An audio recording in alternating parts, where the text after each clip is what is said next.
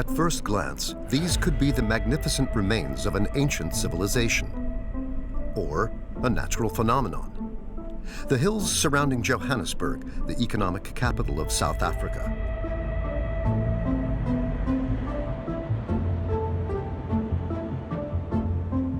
But this is a deceptive beauty, a toxic beauty. These dunes are made up of mountains of waste, mine tailings from the most powerful industry in South Africa. Gold. What is the real price of our jewelry? For every 5 grams of gold, there is 1 ton of waste piled up outside in the open air, contaminating the local communities. She was born normal. After that, she was admitted to hospital. A group of activists have come together, but they are sorely lacking evidence. Something is so wrong. That dust that comes from the tailing dam has chemicals in it. This is a silent killer.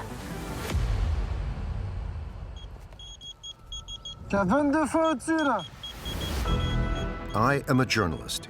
With the help of my team and the local residents, we will use our means of investigation to search for proof of this contamination.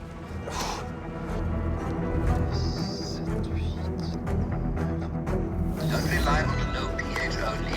And in terms of heavy metals, you'd also look at arsenic. Throughout our investigation, we will collaborate with scientists. La première chose qu'on fait quand on va sur un site qu'on ne connaît pas, c'est de faire des repérages avec le compteur. On a 0,5. Dans les échantillons de cheveux, le cadmium, l'arsenic, le plomb, le chrome et l'uranium sont significativement plus élevés. Our results could help these activists who are fighting for the environment and for their health. We will return to the source of the pollution, the South African gold mines. Do you live close to the mine tailings? No. Why not, if I may?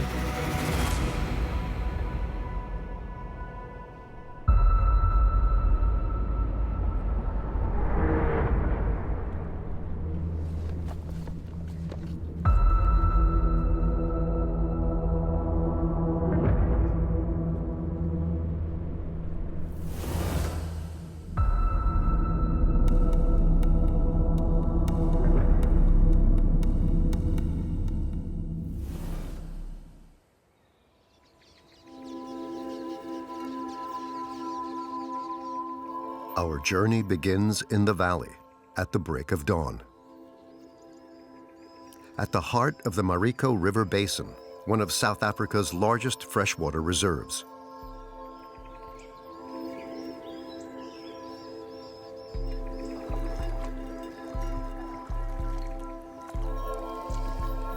Bridget Corrigan is a botanist and a specialist in biodiversity in the region. This is a very special catchment for a lot of reasons. It's quite a unique biodiversity from not just the terrestrial, but also the freshwater biodiversity is very special. It's got about 14 species of fish and a lot of really endemic species of invertebrates and aquatic insects that all contribute to the health of this river system. There are about 200 tree species in the Marico, and 17 of them are threatened, and about 430 bird species.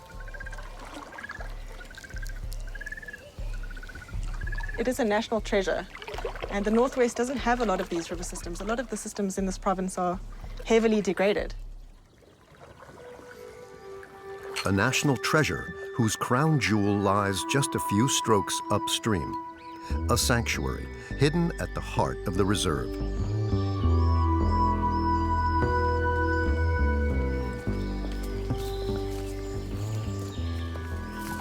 This is the Marico Eye.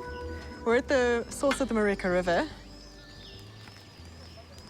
And the water bubbles up from big underground water caverns at that point over there. The water is clear as anything, very low conductivity, which means there's no salts, there's no pollutants in the system. This is old water. It's really very, very pure. The water may be ancient, but perhaps not eternal. Recently, the mining industry has become interested in the subsoil, which is full of precious minerals. So currently there's about 10 mining permits for things like copper, silver, gold in the region. So this place is at risk. Yeah, this place is definitely at risk, and it's, you know, we would like to see this place as an absolute no-go for mining. If you pollute this area, this underground aquifer, you can't just get that back. It's not going to come back. Will the Mariko eyes soon resemble the desolate landscapes left behind by the South African gold industry? Like these plains dyed red by chemicals. Or these ginormous heaps of mining waste piled high in the open air, right in the center of the underdeveloped South African townships. In 1886, a small town named Johannesburg discovers that it was built on top of a gold mine. From this point on, the mining industry begins to dump its debris all around the city. More and more waste heaps appear, often only a few dozen meters away from the residents' houses. Nowadays, some look like sand dunes, but really, they are mine tailings.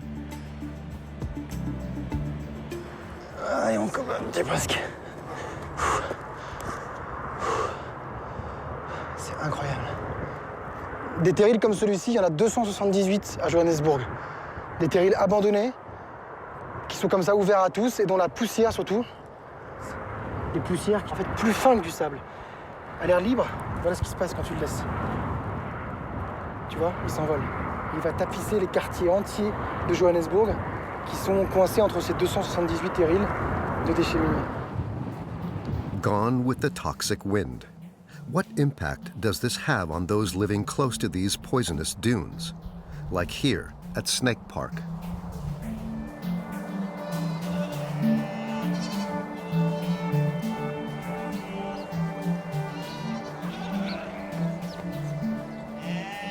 So does the wind come from the mine tailings? Yes. It blows this side. It's either it blows this side or this side. So it goes... But not on the other side. So this side. Tiny Dlamini is a mother of 5. She has lived here all her life, at the foot of one of the largest mining dumps in the country. The residue from the cursed mountain, as the locals call it, is everywhere. Martin. Yeah, I'm Sean. Sean? The neighborhood has become one huge sandpit. Nice to meet you. When it is dusty, do you cough? You are coughing it? Sometimes. Sometimes. Yeah, your eyes becomes itchy. Okay.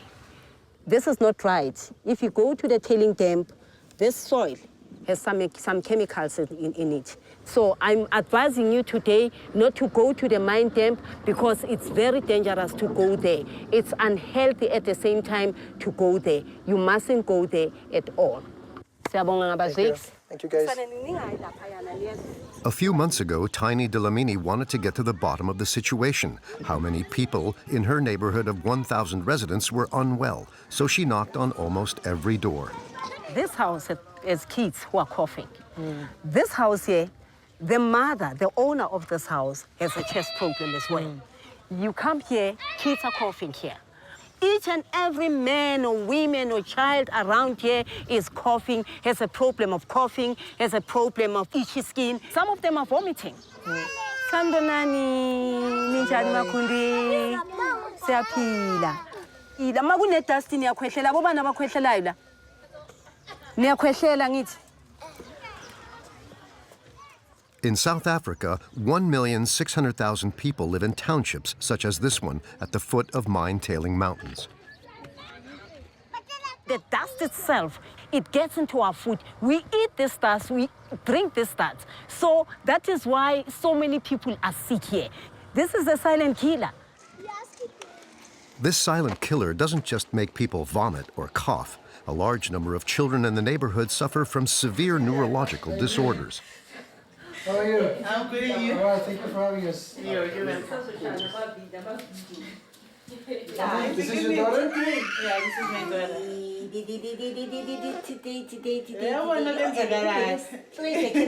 Hi, Dendo. Say hello. Nice to meet you. Ntando is 6 years old. She suffers from a paralyzing brain disease. However, this little girl was born perfectly healthy. The issues arose when she came home. The roof of the house was under repair at the time, and the dust from the mine heaps got in. Yeah, when you touch like this, dust, you put your head on a pillow, dust. Before you sleep, you must first shake off the dust and the blankets. The dust from the mine. Yeah. It's white and crystal-like. A few weeks later, the first signs of illness appeared. Ever since then, Ntando has been unable to walk or talk. How do you communicate with her? When she wants to be changed, yeah, and then she kicks the legs like this. Okay. Yeah, or maybe when she wants to go outside with you, she kicks like this, and then she screams, Then you know she wants to go outside. Do you want to go outside? Due to lack of means, the family has never been able to prove the link between Ntando's illness and the mine tailings. So is there other kids like Ntando around with the same symptoms, same health issues? Yeah, I do know, and there's a plenty of them. There's plenty of them? The only problem is that they are ashamed of their kids. Oh, Yeah. okay. They don't want anybody knowing about their kids and the situation. There's two of them, opposite houses. In the same street? Yeah, Two of them? Two of them. How many of them have you met personally? It's 20-something that I have made. You only find them here. This is adjacent to the mine dune, to the tailing dam, So, but if you go afar off and in distance from here, believe you me, you'll never find these kids.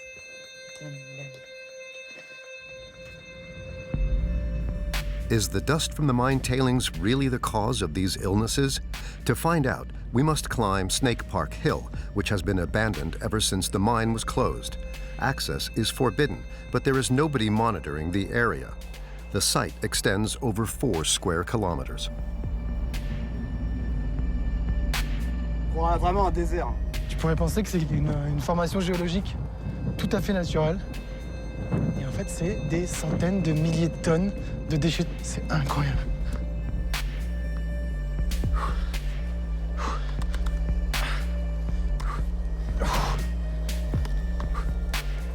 On est au sommet des déchets. Je pense que si on doit faire des prélèvements, ce sera ici. We take 500 grams of the sand that is suffocating the village below.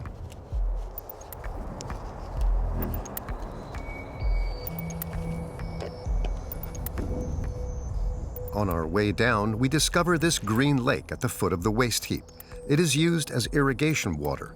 Residents also feed this water to their livestock, and children often bathe in it. Attention à toi.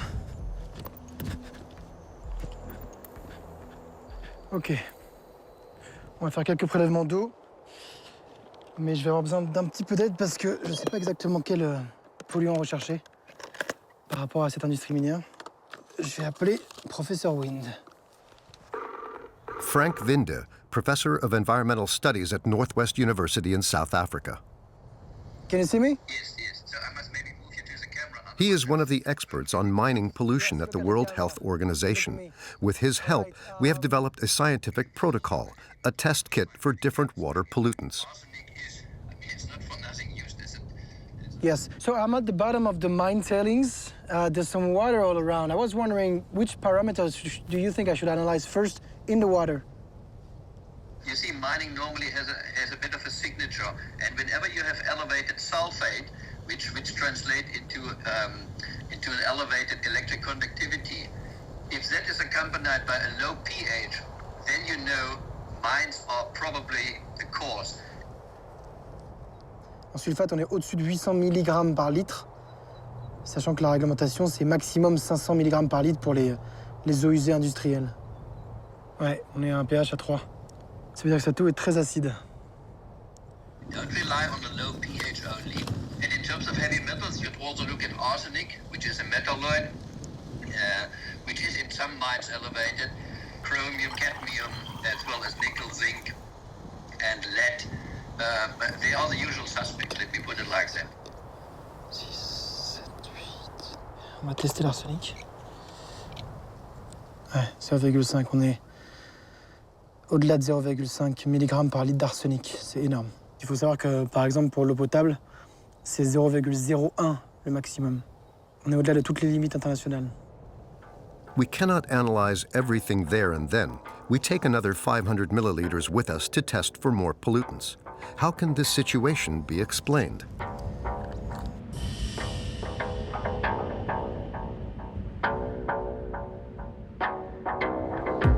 After some convincing, one of the country's top 3 gold producers agrees to meet with us. La mine est juste là. Gold fields. 8,750 kilograms of gold was mined at this site last year. Access is rare and limited. We cannot film underground in the mine itself. The company only allows us to film the surface operations. We get the ore from the stockpile. I don't know, you will see it on the conveyor. There's some rock. How many tons a day do you process? Currently, we are doing a plus minus 5,500 tons per day. We're averaging around 300 tons per hour. Depends on the ore availability. And how many grams of gold is there in each ton? So the ore that you see on the stockpile is running at the plus minus 5 grams per ton. That's our head grade currently. Only 5 grams of gold for each ton of ore mined, an unbelievable ratio. The gold market has its reasons. That reason does not know. The precious metal is separated from the rest of the ore and then heated in these kilns.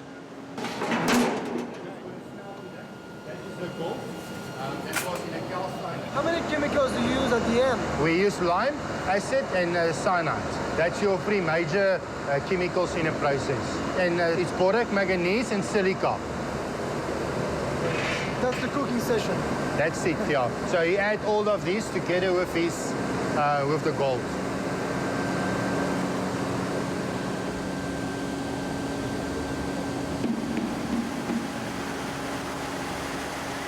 The last stage is the casting at 800 degrees for 40 minutes.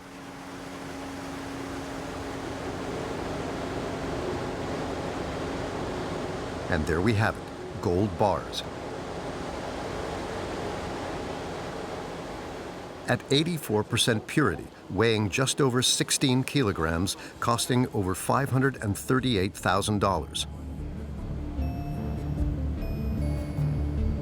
Goldfields makes 5 of these gold bars a week, producing 16,200 tons of residue, equivalent to the weight of 2 Eiffel Towers. The company's waste pile accumulates here on this heap, fed constantly 24 hours a day by these pipelines connected to the factory. Within a few years, this hill will become a mountain of waste, reaching up to 70 meters high. Andrew Parsons and Stephen Joseph are its grand architects. What's in there, basically? What is it?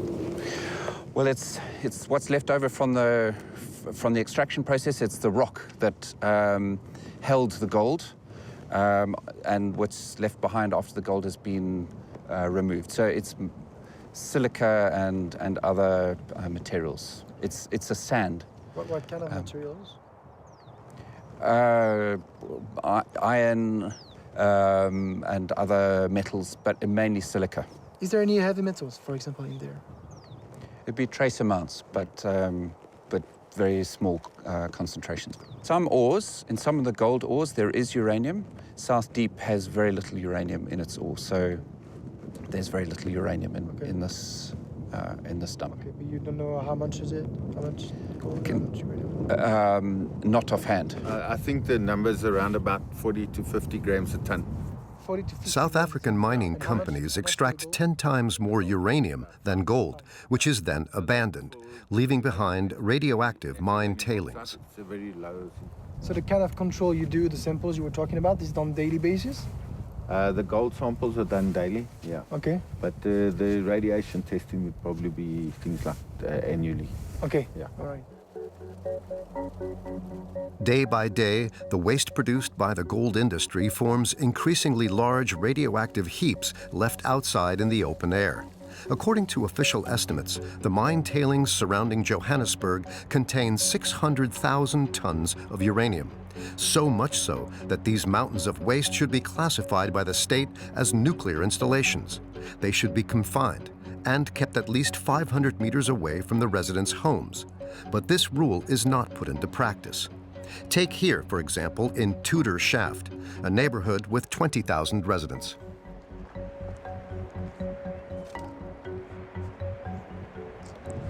C'est incroyable la proximité.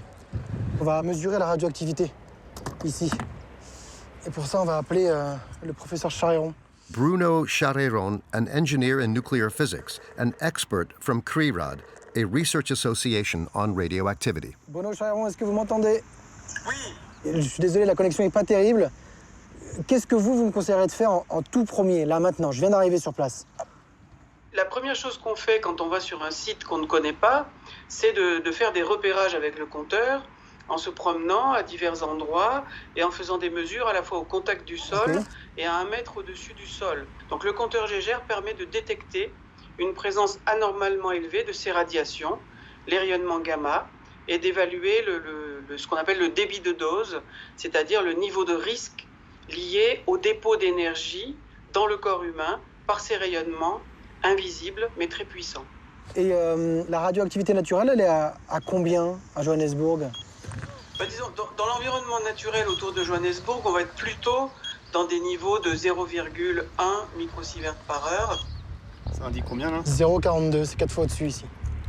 On a 0,58 à 1 mètre, ça veut dire qu'on est à quasiment 6 fois au-dessus de la radioactivité naturelle, à 1 mètre du sol.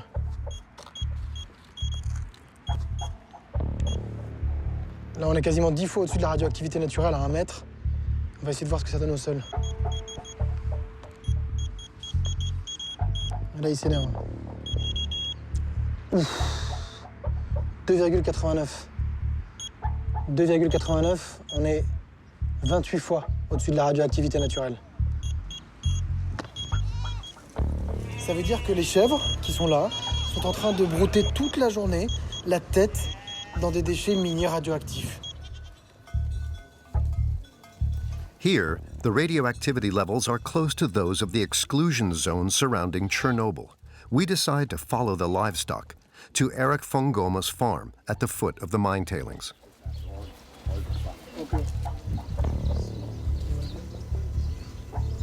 Around 40 goats, plus some sheep, all of whom never seem to live very long. Last week. Last week? Yeah, laying up as 1 month ago. Wow. Yeah. And do you have a lot of babies that are lost because of the mine? Yeah. Mine tailings? Yes, I'm sure. We can say 4-6 SSS field. Eric Fongoma wants to show us the most common symptom amongst his flock. Icebone. She's blind. Ziyafa abamavembele mazincane nokuthi maziqalwa ilamehlo bese ziyathulula. Gcina sezifa njengoba ubona lezi. Ile ntaba lesuka ngaphansi kwemine. So iyo ke esihluphayo ngedust. Ebulale izilwane njengoba ngeke ngatsho izilwane namehlo. So when you see this every day, what do you think? Angifili kahle because iyasimoshela la. Phela lento siphila ngayo ukuthi abantwana bathola ipali asisebenzi. You like it because you eat the coats? Say what? You eat the coats? No, I used to, yes. Yeah. Okay. But you don't like it? I don't like it. Okay. Yeah. It's, I mean, and people like it here? Too much. Yeah? Yeah, I like it. Eric must buy this medicine every week. Lena ngisebenzisa for amehlo ngispray khona emehlweni maze. Oh, for the blind goats. Yeah. Lena. Cha ngingidayisa i1 ngizothengisa imithi. These goats are probably infected, but scientific evidence is needed.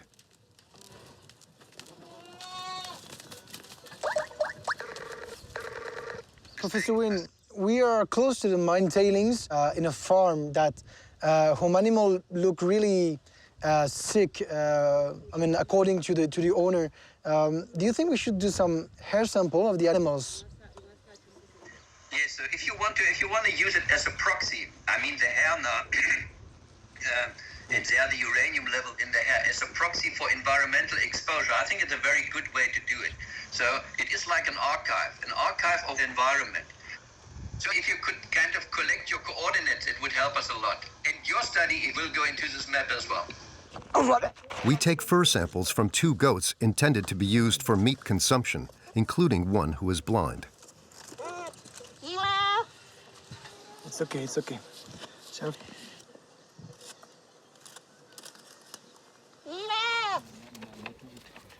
I'll come back with the results, okay? Sure, my brother. All right, thanks. Sure. Thanks. See you. Bye-bye. Bye.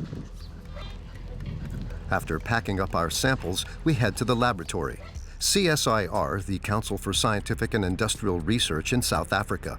Jerry Dikobi is in charge of the environmental department.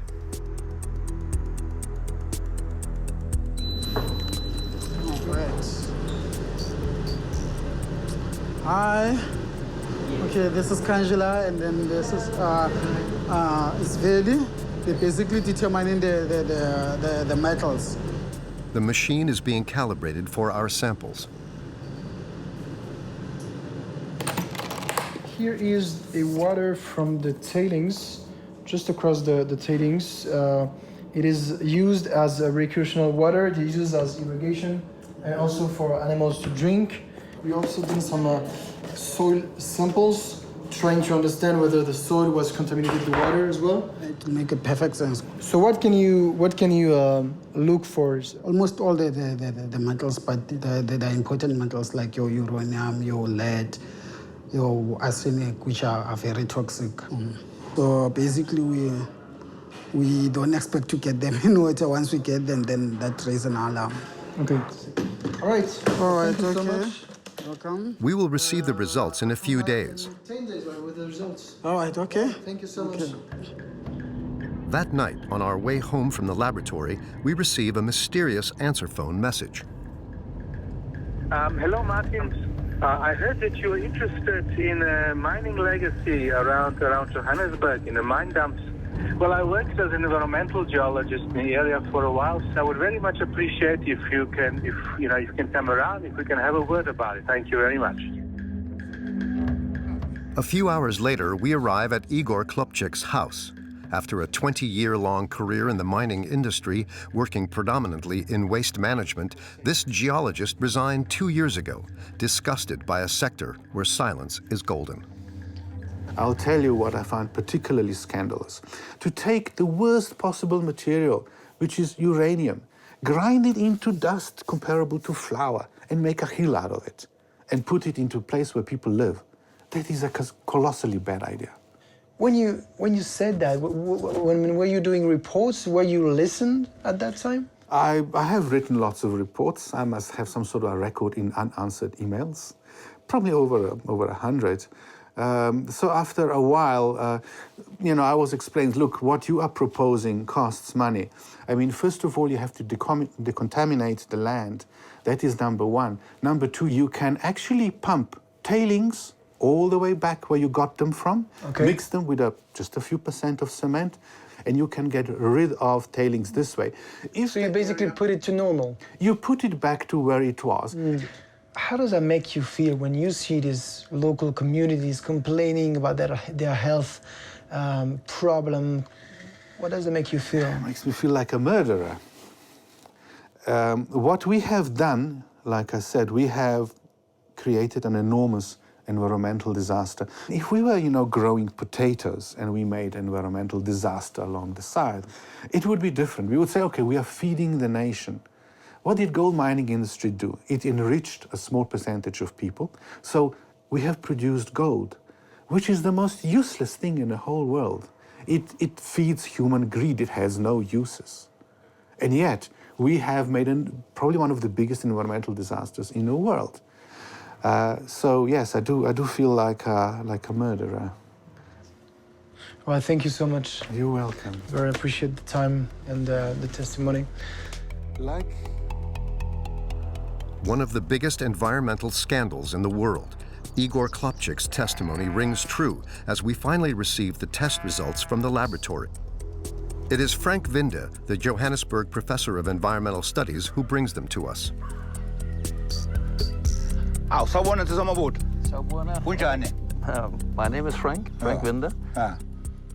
He has come to Eric van Goma's farm to witness the poor health of the livestock for himself. You see it? Yes. Yes. The scientist is quite certain. Our lab tests show that the heavy metals from the mine tailings are spreading throughout the environment. For example, manganese would be quite significantly elevated in your water sample, over 2,000 times what one would find in natural water sources. Okay. We do have nickel being elevated 1,000 times. Arsenic is elevated 50 times, and zinc as well 1,500 times. Okay. The most, let's say, indicative metal for mining impacts, and that is uranium. In those tailings, that is about 10 times what you would see in natural environment, 10 times as much. So what you analyze in your water, that's about 100 times more than one would find in unpolluted, natural, pristine water sources. A farm surrounded by pollution and infected cattle. Frank Vinde can now compare the fur samples of our goats with other goats living in eastern Johannesburg, where there are no mine tailings. The hair of your goat shows the highest levels of all sampled, of all analyzed metals. Okay. You see uranium is 60 times more elevated, but also lead is elevated to 80 times, meaning almost 100 times above what's normal. That's the same with cobalt, that's the same with arsenic, and 600 times for nickel. But maybe, Eric, you didn't know. I didn't know. Yeah. All this. Okay. All right. I can have all of this. Yes, you can have. Okay. It's all yours. It's all yours. Singafuya nje mara uzasifunela enye indawo right for farming. Animals dying prematurely, children with neurological disorders and suffering from terrible coughing fits. Do doctors in the region see a clear link between these incidents and the mining pollution? No doubt we will find out more at the local free clinic. Nearly 100 people a day come to see a doctor here free of charge.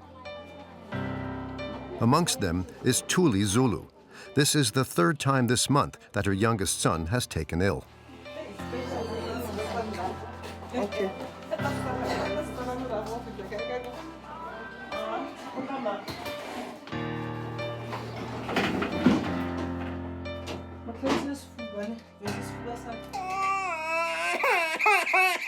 All right, excuse me.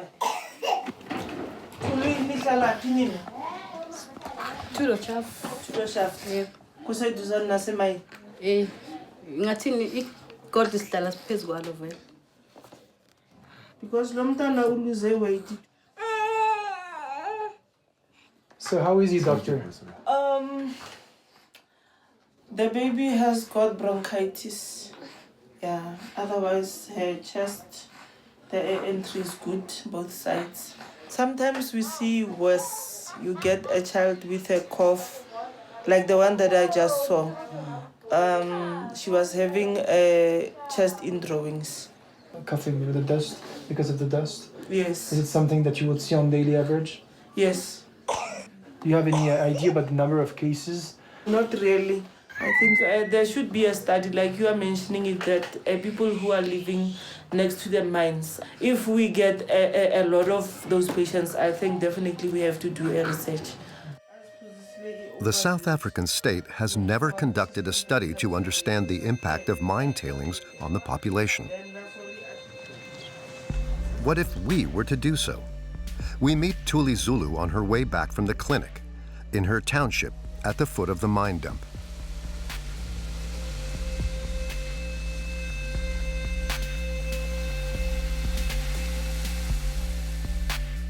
Okay, let's go.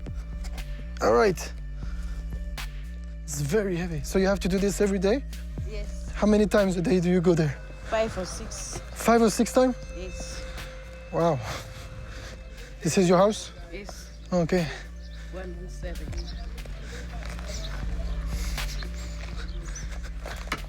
Thuli lives here, along with her 4 children. Ila ngilala khona la nazi impahla zami zilenga la ezinye nazi zingqwaba la ibhavu lihlezi kabi yabo kugcwele nje amabhoda khona la izitsha ikhona la yonke into lapha eduzane kwami. A cabin for a house. It provides shelter from the rain, more or less, but not from the pollution. Thuli Zulu and her children live only a few meters away from the mine tailings, where we measured radioactivity levels at 28 times higher than the norm. Do you take the vegetables around here, or do you take it somewhere at the market? Or, because somewhere. It doesn't grow here? It doesn't.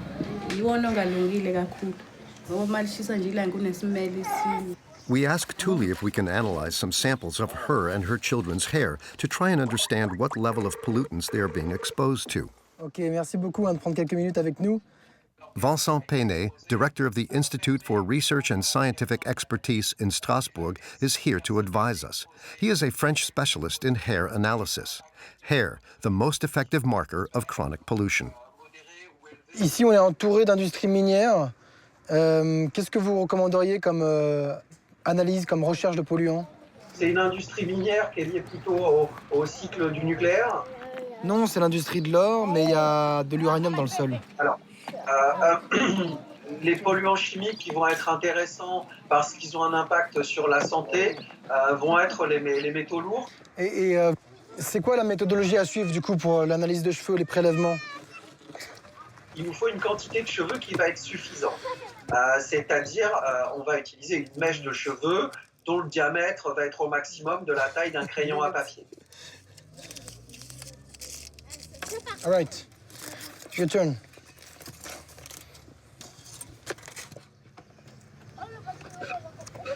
All right, that should be more than enough.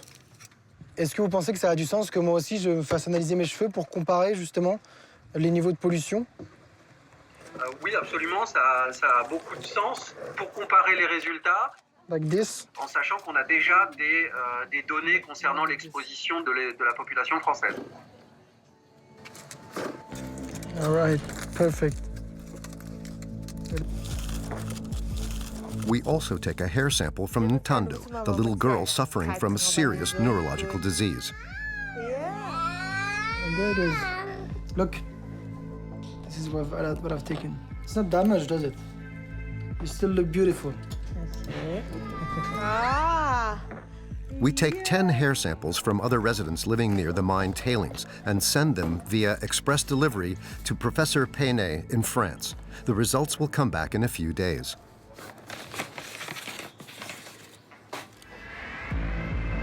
Back in Johannesburg, one last question is playing on our mind. Which multinationals use South African gold?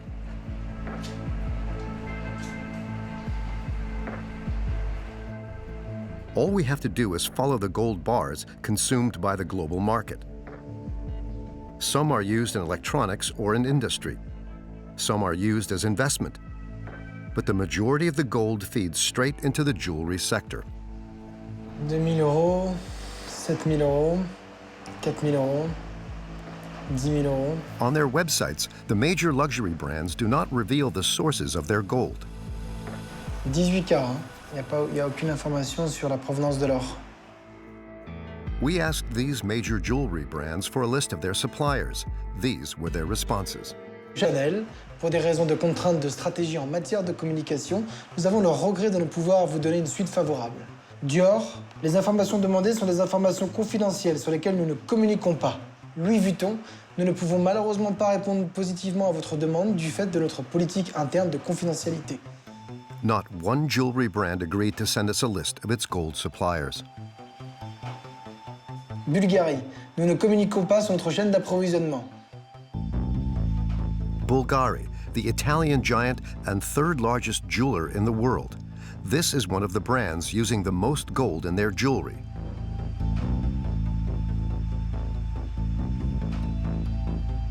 In Johannesburg, Bulgari's headquarters are located in Sandton City, the most expensive neighborhood per square meter of the African continent. In this luxurious shopping mall, Bulgari proudly displays one of their finest pieces, a gold and diamond necklace costing almost $78,700. We shoot discreetly, as we do not have permission to film. Hi, you're the manager? Yes. Okay, nice to meet you. Hi, nice to see you. Martin Boudot, I'm a French reporter. I work for the French National TV. Okay. And we wanted to know whether here in Bulgaria you knew where the gold comes from, if you could talk about it. The gold? The gold, yeah. The gold you use in your jewelry.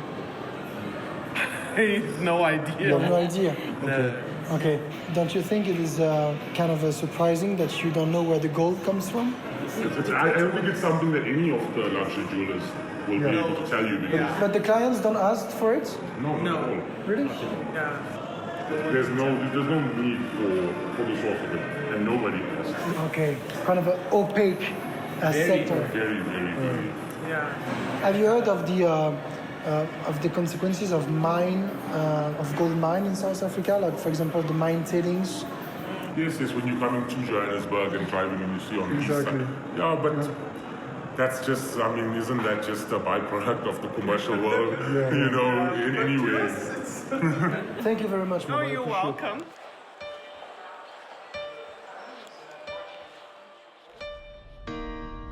A byproduct of the commercial world, a cold response, downplaying the impact of the pollution. The victims, however, are very real.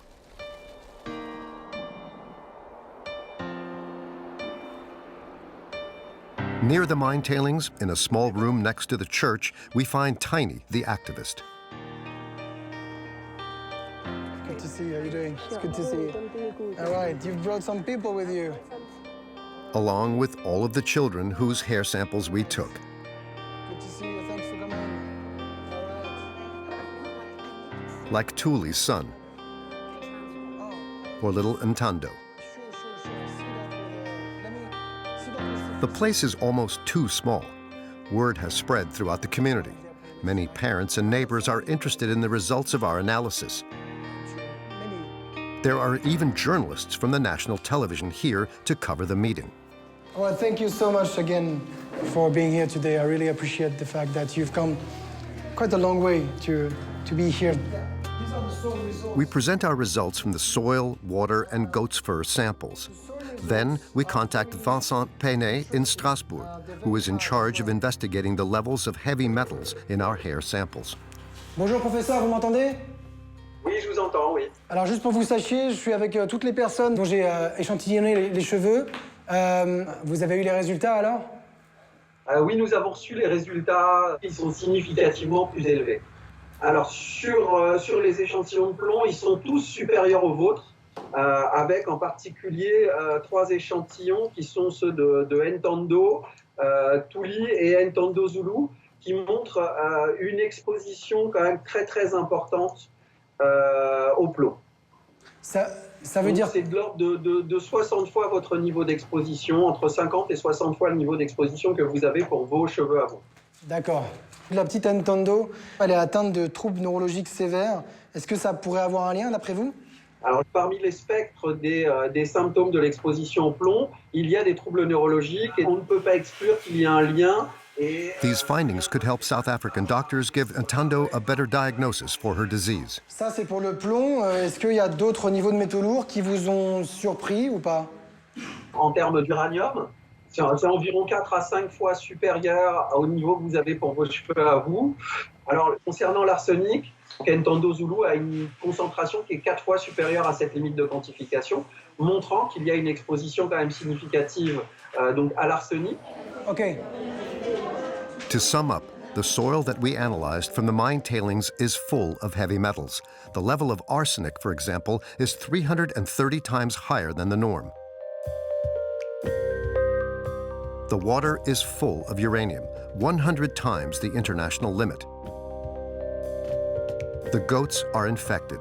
Their fur contains 83 times more lead than those living far away from the mine tailings. And as for the residents, some of the children show 64 times more exposure to lead, 5 times more exposure to uranium, and 4 times more exposure to arsenic than the average French person. We live adjacent to these tailing dams and we're inhaling these dangerous chemicals. So what can we do?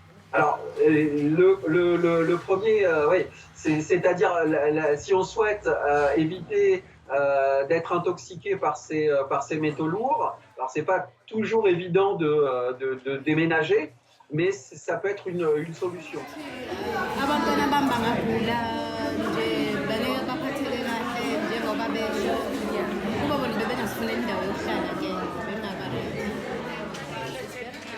Move away or be contaminated by the mine tailings, the dilemma of the damned.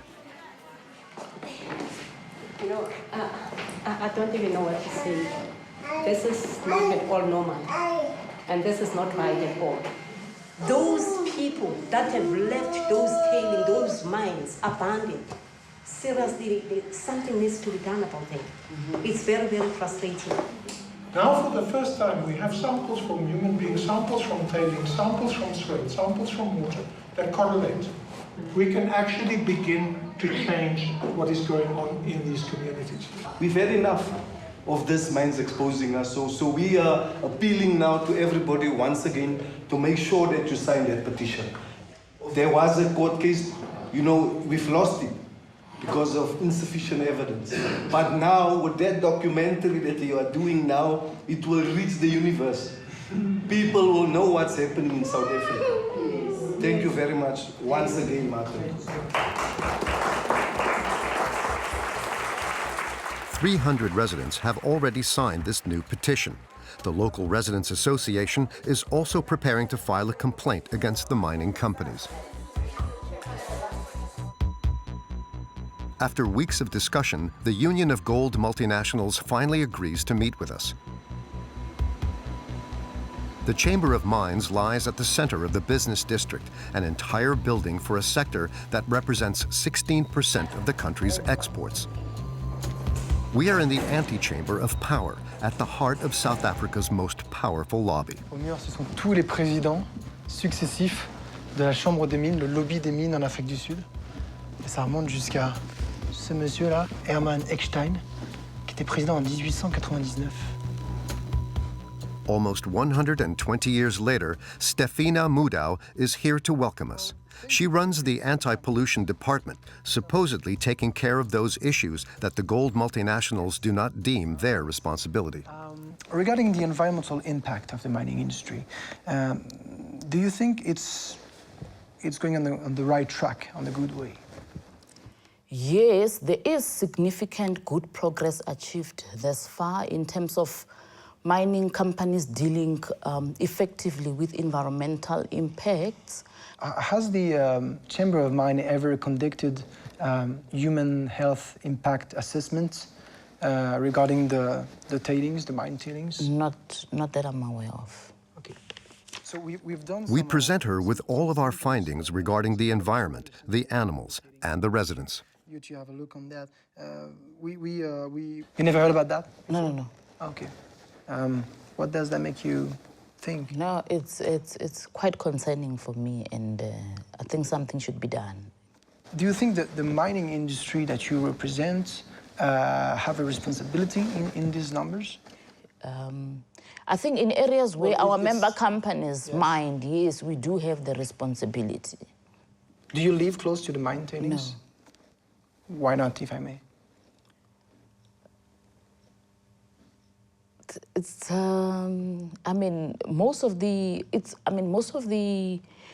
those guys, they found the tailings. It's not the other way around. So they chose to go and stay there. Do you think the people that live around these tailings, these huge tailings around Johannesburg, do you think they're safe? They're not safe? Yes, they're not at all. There's a lot of environmental risks as well as safety risks. So. And why do you think it hasn't been clean over all these years? Obviously, something should be done for the tailings that are owned by our member companies. When you say something, do you think it's... Something in what is it about? Remediating and rehabilitation of those. We should get rid of these tailings. Yes. I think we need an overall management strategy as the industry, and obviously in partnership with government.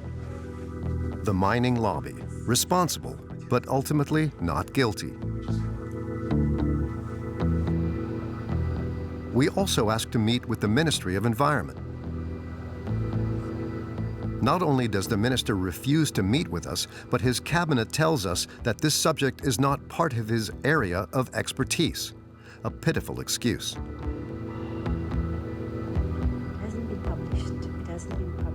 The Ministry of Health, on the other hand, is very interested in our investigation.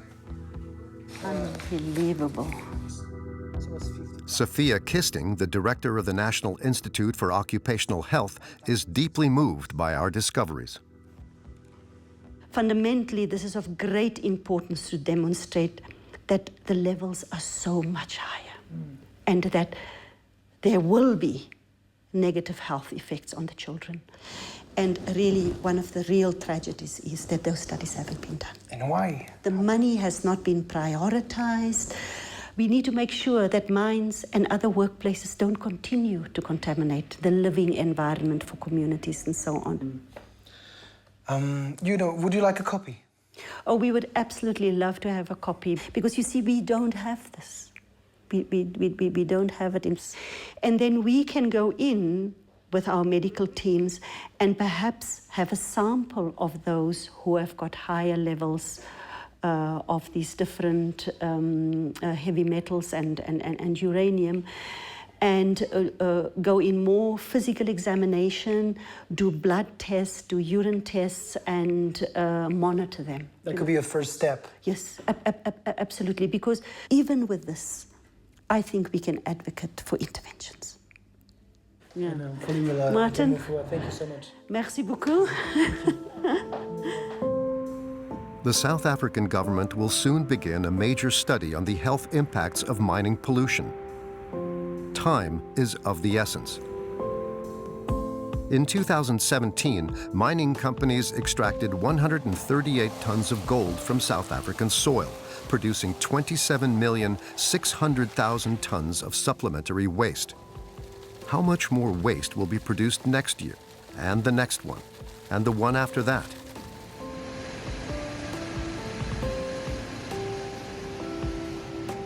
There are still 35 years remaining of exploitable gold reserves in South Africa. But a new wind, a wind of change, is blowing through the tailings.